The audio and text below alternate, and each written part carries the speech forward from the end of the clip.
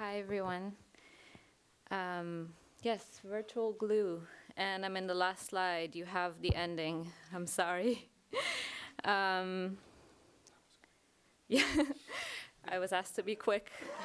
So, um, right. So, my name is Eve. I come to you from New York and originally from Israel. I come from a background of design and art, and at ITP, I play. I'm going to show you a few projects I made in the past year and a half experimenting with virtual reality. This is our floor at ITP during the setup for the previous show. I invite you to come see our show on May 17th and see the projects that people are working on.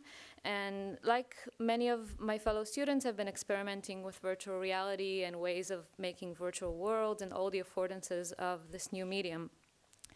At ITP, we speculate, we ask a lot of what ifs, and then the way we answer those what ifs is by making and making and making, and then asking questions. And so VR is a medium that incorporates the way the viewer interfaces with the piece, and we all see it in a different way. The user is a body, the user is a camera. I see VR kind of like binoculars that let you look far and investigate. And in my work, I like to look into databases and archives and narrate them in a new way and offer solutions for how they can be communicated to the public, which is something I did in a previous piece called Facing the Nameless. And then this led me to this database of the Interpol showing stolen artifacts. And I was taking a class at the time called Cabinets of Wonder with Nancy Heckinger, and it was about past, present, future of museums, and our challenge was to create our own museum. So I found this database, and it made total sense to make a virtual museum to show these pieces. And so what if I make an imaginary virtual space to display art reported stolen, so a space that doesn't exist, and then the public will see it because it's in virtual reality and it's the hype. And we'll recover all these pieces and it'll be amazing. So I made a very basic space in Unity and an Oculus Rift prototype.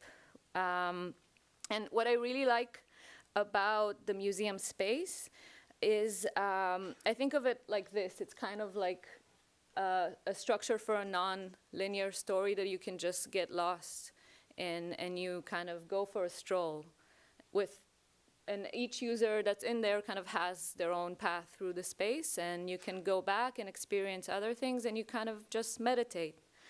And so I made this space that you navigate. Welcome to the Museum of Stolen Art. The Museum of Stolen Art is a virtual space for pieces that went missing and cannot be viewed physically anywhere in the world.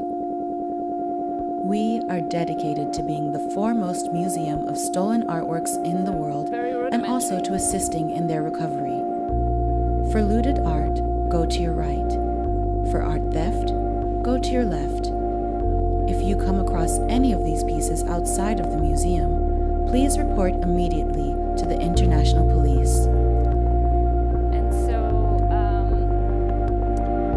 I sent this to a blogger and received a lot of emails. Part of them were from art detectives saying that they would like to use my services. And some weird business model emerged in my head. And I was like, what if I'll try and make it happen? And so I made another version for cardboard. And this is kind of like what Dennis explained. It uses the user's gaze to navigate the space. And then you can trigger audio components about the pieces. And I released it for cardboard. And like every digital app, especially in a medium that's so very new, it's still in progress. So still working on it. no budget from any institution, but those millions for the recovery are kind of like in the end of the tunnel. I even added an audio recording So component. I was at the Williamsburg flea market, and I think I might have seen the Picasso painting, the pigeon. This is I see some guys loading a photograph into a white van, and I swear I saw it in your museum. It's a big white Ford van. So if someone wants to go check that Massachusetts out, license plates. maybe that's where it is. So Welcome to the this is how Museum you of use Stolen the Art. museum when you find those The pieces, Museum and of I Stolen Art. collect them. Later, I worked for the Economist Media Lab over the summer with my collaborator Laura Chen, and we learned about this initiative called Project Mosul, which started after these images emerged from the Islamic State in Mosul in Iraq. And so these images shocked a lot of archaeologists and people who work in the cultural heritage spectrum. And this is a Facebook post where they initiated their project. And what they do is they basically recover images from the public. These two guys from one in Spain and one in Germany, and they collect images from the public, and they have the public also help in kind of removing the object from the scene and doing the processing, the photogrammetry process to reconstruct these artifacts in 3D. And so we said, what if we make the museum to house these artifacts? And so a real space we cannot access, showcasing reconstructions of destroyed artifacts. So we, my collaborator Laura Chen and myself, we built this museum in Unity. This is a projection from a spherical view. And in this space, you could walk around and then get information about the artifacts. We made a pretty quick prototype that we showed at ITFA. And these are the 3D prints. And the new version of this project is actually here outside, and you can view it. And that's the public release one that's going to be out this week. And it looks a little different than our indie game version from a lot of feedback that we got. And so you can hear about the destruction and the reconstruction in a space that gives it scale, that gives it kind of the idea of where it happened, and also a space you cannot access, especially me with my Israeli nationality. And so I sometimes get asked, like, is virtual reality and virtual museums, like, are you thinking this is going to replace real artifacts, real museums? And I really have no intention of that. My intention is to create experiences that raise questions and meditate and kind of just a reflection on these technologies, on reality, on absence, on crime. And but in some cases, I think it would be great if virtual reality could replace real spaces. When I think of cultural heritage sites such as Joseph's tomb in Nablus, where people, would kill and fight for stones that are holy, I think that would be great if virtual reality could replace that.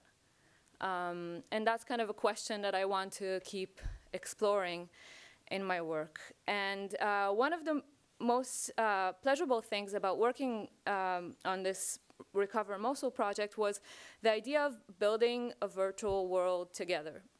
And so, someone in Spain and Germany and in England and United States, and we're all building this unity world together in different hybrid techniques.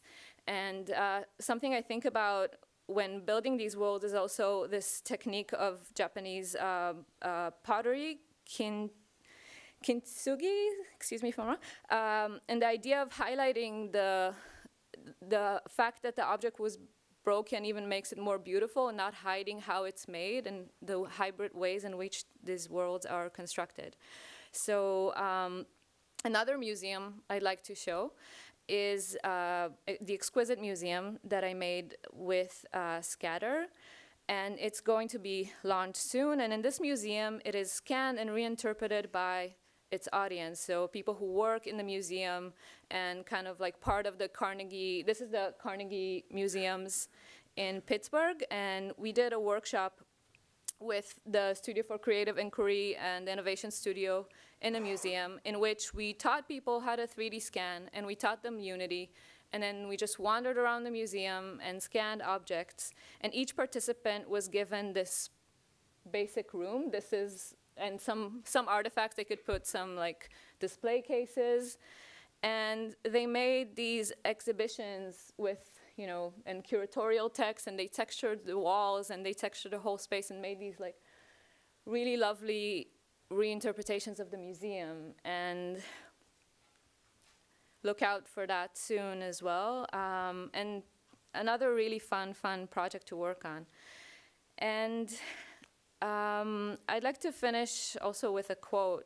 I think a lot about this quote that says, "The artwork intensifies itself under the repeated gaze," and just thinking of, you know, those sculptures in Iraq that lasted thousands of years, and paintings from the Renaissance that lasted for centuries, and just thinking, you know, how we should consider how long will what we make be viewable for, especially when we use hardware and software that is, you know, involved with corporate politics and, you know, born to fail.